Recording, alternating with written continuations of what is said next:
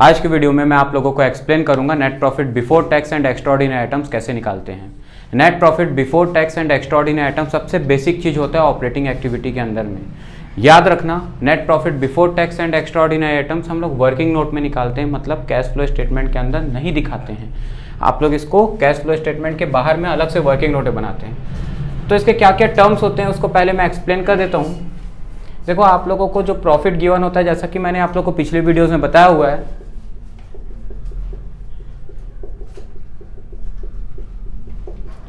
Before tax and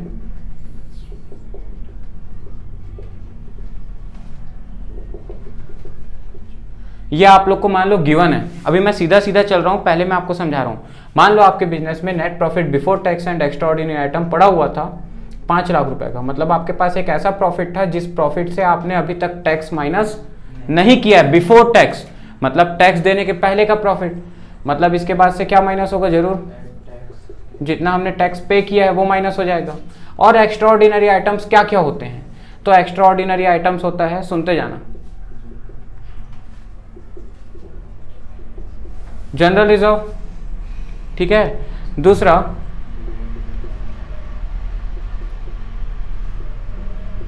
कितना मैंने provision बनाया है टैक्स का।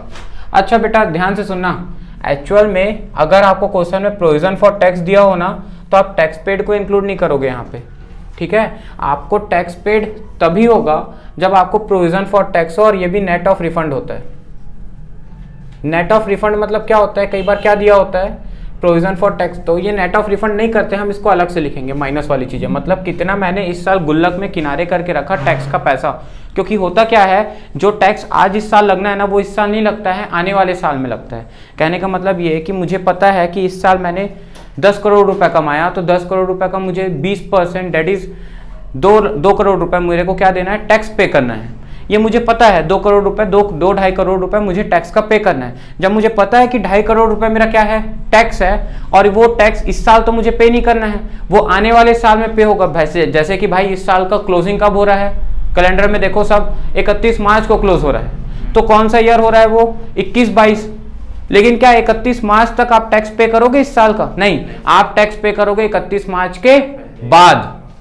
मतलब कौन से साल में पे कर रहे हो आप, 2022-23 में आप टैक्स पे करोगे। 22-23 में आप टैक्स पे करोगे, कब का, 21-22 में जो आपने कमाई इनकम 20 करोड़ रुपए, उसका कितना रुपए, 2.5 करोड़ रुपए, तो आप आने वाले साल में पे करोगे। पर बात कब की हो रही है, अभी फिलहाल 2000। अब एक प्रिंसिपल लगता है, जिस प्रिंसिपल का नाम है क्या, प्रूडेंस। ये प्रिंसिपल बोलता है कि अगर आपको खर्चे पहले से पता है, प्रेडिक्टेड है कि आने वाले साल में आपको कितने का टैक्स पे करना पड़ेगा 22-23 में, 2.5 करोड़ का, और वो खर्चा अगर इस साल से रिलेटेड है, तो उस खर्चे को आप पहले से उतना गुल्लक बना के रख लो, एक प्रोविजन तैयार करके रख लो फ्यूचर की फॉरसीन सर्कमस्टेंसेस का, फॉरसीन लायबिलिटीज का। तो 2.5 करोड़ रुपए में पहले से क्या बना के रख लेता हूं, तो जितना प्रोविजन इस साल मेरा बन रहा है वो आने वाले साल में टैक्स पेड हो जाएगा। और इसीलिए देखना, आपको क्वेश्चन में क्या मानते थे, जब क्वेश्चन में प्रोविजन फॉर टैक्स दिया था पिछले साल का, करंट ईयर का, तो जो पिछले साल का प्रोविजन फॉर टैक्स का बैलेंस होता है, अगर और कोई इंफॉर्मेशन नहीं दी तो उसी को हम लोग क्या मान लेते हैं, इस साल का टैक्स पेड और ड्यूरिंग द ईयर मान लेते थे। अब प्रोविजन फॉर टैक्स यहाँ पे हम लोग ले लिए कौन से ईयर का, करंट ईयर का, जो हमने बनाया है, कितना रुपए, 2.5 करोड़ रुपए। लेकिन 2.5 करोड़ नहीं, अभी हम लोग 2.5 लाख रुपए ले रहे हैं, क्योंकि अमाउंट अभी हमारा 5 लाख में है, लाख में है, करोड़ में नहीं है, ठीक है। अब ये 2.5 लाख रुपए हो गया। जनरल रिजर्व हमारे पास में कितने का हमने बनाया, मान लो जनरल रिजर्व हमने सिर्फ 10,000 का बनाया, ये माइनस कर दो। और क्या माइनस हो जाएगा, तो और माइनस हो जाता है हमारा डिविडेंड। इसके बाद हम किसको दे देंगे पैसा, शेयर होल्डर्स को। अब डिविडेंड 2 प्रकार का होता है, मैं इस डिविडेंड का नाम हटा के लिख रहा हूं इंटरिम डिविडेंड। क्या लिख रहा हूं, इंटरिम डिविडेंड क्या होता है, एक ऐसा डिविडेंड जो इस साल ही प्रपोज किया गया और इसी साल पे कर दिया गया। इंटरिम तत्कालिक, इंटरिम याद रखेंगे, तत्कालिक मतलब जितना बोला गया है उसी साल पे हो जाएगा, और ये ज्यादा दिन नहीं, जिस दिन अनाउंस किया जाता है उस दिन के 90 डेज के अंदर में पेमेंट कर दिया जाता है इंटरिम डिविडेंड का। अब 90 या 30 या एग्जैक्ट एक बार देखना पड़ेगा, पर मेरे ख्याल से शायद 90 डेज है। तो 90 डेज के अंदर में इंटरिम डिविडेंड को, मतलब करंट ईयर में ही पे कर दिया जाता है, किसको, इंटरिम डिविडेंड को। तो जब अनाउंस हुआ उसी समय उसी साल में इंटरिम वाला पेमेंट हो जाएगा। तो जो वाला पेमेंट हो जाएगा वो मेरे P&L से एडजस्ट इसी साल में होगा। लेकिन अगर मैं बोलता हूं, मान लो मैं आने वाले साल में 21-22 में बोल रहा हूं कि 22-23 में मैं 2 लाख रुपए डिविडेंड दूंगा। डिविडेंड कब दे रहा हूं? 22-23 में। अनाउंस कब कर रहा हूं? 21-22 में। तो क्या मेरा इस साल का प्रपोज डिविडेंड, उसको बोलते हैं प्रपोज डिविडेंड। जब मैं अनाउंस करता हूं ना कि अगले साल दूंगा, तो उस डिविडेंड को बोलते हैं प्रपोज डिविडेंड। इस साल नहीं दे रहा हूं, अगले साल दूंगा। तो मुझे ये बताओ, जो मैं अनाउंस कर रहा हूं 2 लाख रुपए, क्या वो इस साल प्रॉफिट एंड लॉस से माइनस होगा? नहीं। वो कब माइनस होगा? अगले साल। जिस साल पे करूंगा उस साल माइनस होगा। इसी प्रकार से पिछले साल मैं बोल के रखा था 50,000 रुपए, अगले साल मतलब इस साल प्रपोज डिविडेंड पे करूंगा, ऐसा मैं पिछले साल वादा किया था। तो इस साल मैं कितना डिविडेंड पे करूंगा? 50,000 रुपए। मतलब प्रपोज डिविडेंड पिछले साल वाला लेते हैं, क्योंकि वो जो प्रपोज किया गया था वो इस साल पे होगा, और जो इस साल पे होगा वो P&L कम किया होगा ना। तो प्रपोज डिविडेंड कितना?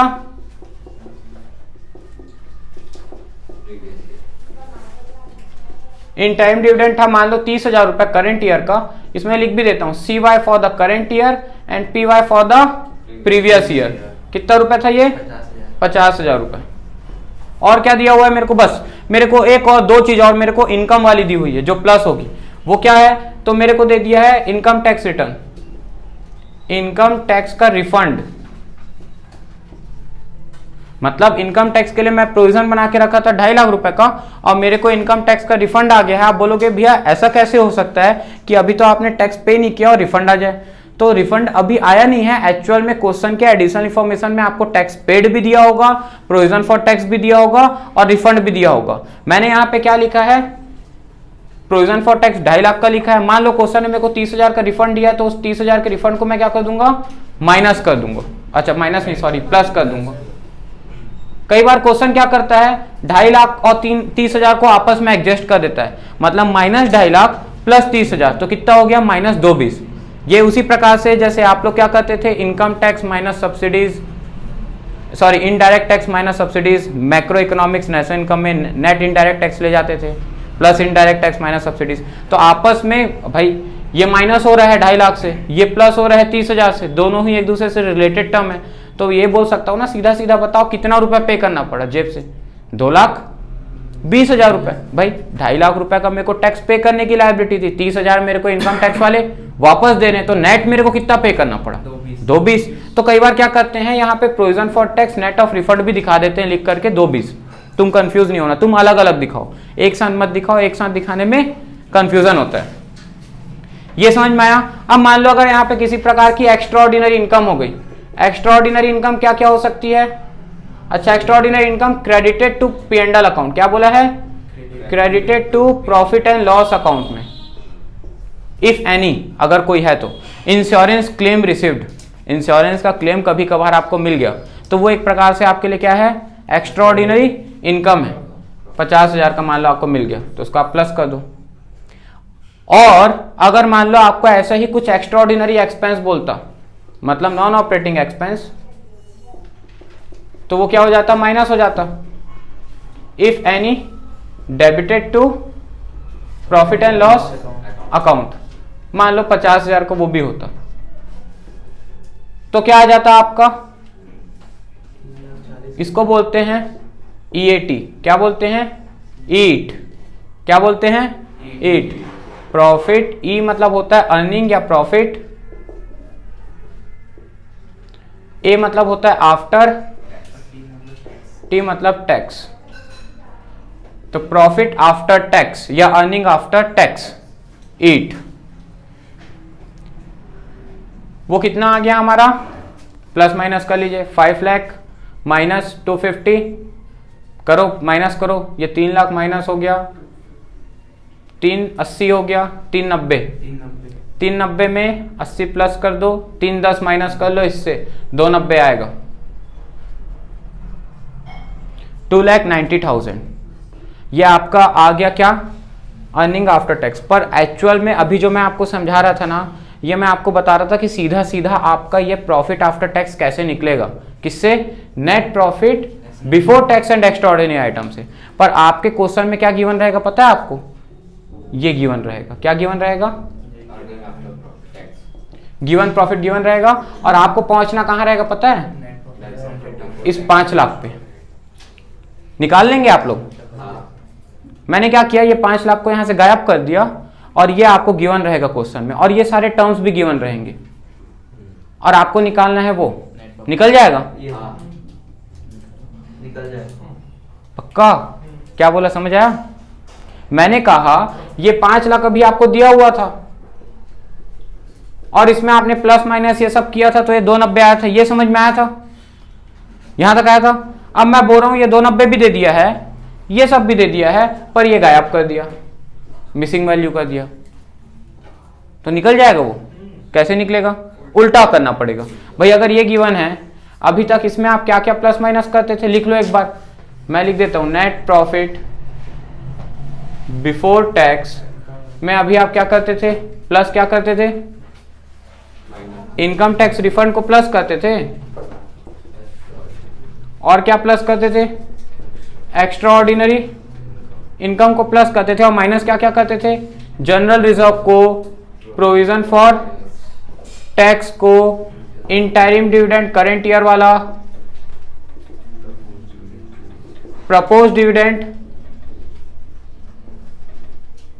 कौन से ईयर वाला, प्रीवियस ईयर वाला, और किसी प्रकार का एक्स्ट्रा ऑर्डिनरी एक्सपेंस अगर डेबिट हुआ है तो क्या आ जाता था आपका, प्रॉफिट आफ्टर टैक्स या फिर given profit. That is the difference of the surplus of the statement of the balance of profit and loss.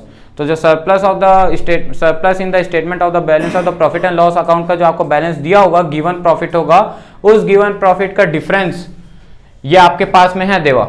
इधर देख, ये है आपके पास में, ये सब कुछ भी है, पर क्या नहीं है आपके पास में, ये नहीं है, इसको छोड़ के बाकी सब कुछ है। इन सबको किधर भेज दे, उधर भेज दे, तो क्या फॉर्मूला बन गया, ये सब जो प्लस है वो उधर जाएगा तो क्या हो जाएगा, माइनस हो जाएगा, और जो माइनस है वो क्या हो जाएगा। तो बस वही तो कर रहा हूं, यहां देख, यहां से नीचे से अगर मेरे को ऊपर जाना है तो कल भी मैं बताया था आप लोग को, जो प्लस है वो क्या हो जाएगा और जो माइनस है वो क्या हो जाएगा, क्योंकि नीचे से ऊपर जाना है। अब आसान हो गया समझना। अब देखो मेरे पास क्या है, given profit, that is the difference between the surplus of statement of profit and loss. ये गिवन प्रॉफिट है, मतलब आप लोग को दो प्रॉफिट का डिफरेंस दे देगा कि इस साल का प्रॉफिट प्रीवियस ईयर का 2 लाख था और करंट ईयर में 3,20,000 हो गया, तो दोनों का डिफरेंस कितना हो गया, 320 माइनस 2 लाख। तो नेट इस साल कितना का प्रॉफिट हुआ, 120 का। भाई पिछले साल 2 लाख का था, इस साल 320 हो गया, तो 320 में वो 2 लाख भी तो जुड़ा हुआ है ना, तो नेट इस साल का प्रॉफिट कितना हुआ, 120, 320 माइनस 2 लाख, 1,20,000 रुपए का। अब इसमें हम लोग क्या करेंगे, गिवन प्रॉफिट में क्या क्या प्लस कर देंगे हम लोग, देखो प्लस किसको किसको करना है, इधर देखो ना सिंबल, क्या क्या प्लस हो जाएगा इसमें, क्या क्या प्लस, अच्छा इसको 290 मान लो ना, क्योंकि अभी गिवन प्रॉफिट हमारे पास कितना है डिफरेंस का, 290, इसी को तो रख रहे हैं ना यहाँ पे। अब 290 में हम लोग किसको किसको प्लस कर देंगे, general reserve, provision for tax, in time dividend, लिखते जाऊं मैं। जनरल रिजर्व कितना दिया देखो तो, अच्छा इसको ट्रांसफर टू रिजर्व भी बोलते हैं, कितना प्लस हो गया, और प्रोविजन फॉर टैक्स कितना दिया है, हाँ, और इंटरिम डिविडेंड कितना दिया है, कौन से ईयर का दिया है, दोनों साल का दिया रहेगा आपको क्वेश्चन में। आपको कौन सा वाला लेना है, करेंट ईयर वाला। कितना, प्रपोज डिविडेंड कितना दिया है आपको, कौन से ईयर का लेते हैं, क्योंकि ये भी दोनों दिए रहेगा आपको, प्रीवियस और करंट। ठीक है देवा, समझ आ रहा है, प्रीवियस ईयर का लेंगे प्रपोज डिविडेंड को, कितना दिया है, और माइनस करने के लिए अब क्या क्या है, ये दोनों आइटम। इनकम टैक्स रिफंड कितना है, वेट, इनकम टैक्स रिफंड कितना है, वहीं रुको, इनकम टैक्स रिफंड कितना है, ठीक है ना, इनकम टैक्स रिफंड हम पहले लिख देते हैं, कितना दिया है, ये माइनस हो गया। और एक्स्ट्रा ऑर्डिनरी इनकम कितना दिया है? मतलब अभी हम नीचे से ऊपर जा रहे हैं, इसलिए खर्चे प्लस हो गए और इनकम माइनस हो गई। कितना दिया है? तो क्या आ गया हमारा? देख लो बेटा, अगर आप इनको प्लस माइनस करोगे तो जरूर क्या आ जाएगा? 5 लाख। ये 5 लाख क्या है? नेट प्रॉफिट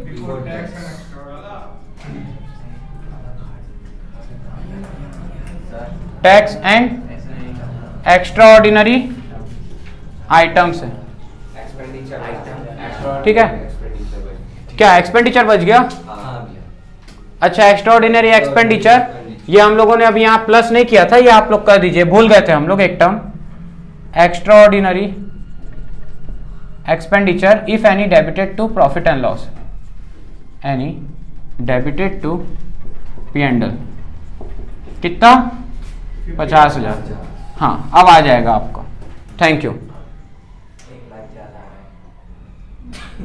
1 लाख ज्यादा आ रहा है?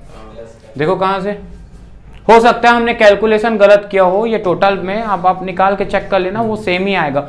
इंपॉर्टेंट नंबर्स नहीं है, इंपॉर्टेंट कॉन्सेप्ट है। ये जो कॉन्सेप्ट अभी हमने समझा ना कि नेट प्रॉफिट बिफोर टैक्स से हमको आफ्टर तक पहुंचना था, तो अभी हमारे पास में आफ्टर है, आफ्टर से गिवन प्रॉफिट है, गिवन प्रॉफिट से हमको कहां पहुंचना है? बिफोर तक जाना है, नीचे से ऊपर जाना है। तो किन किन टर्म्स को ध्यान रखना है, ये याद रखने वाली चीज है। क्या क्या टर्म्स को ऐड करा जाता है?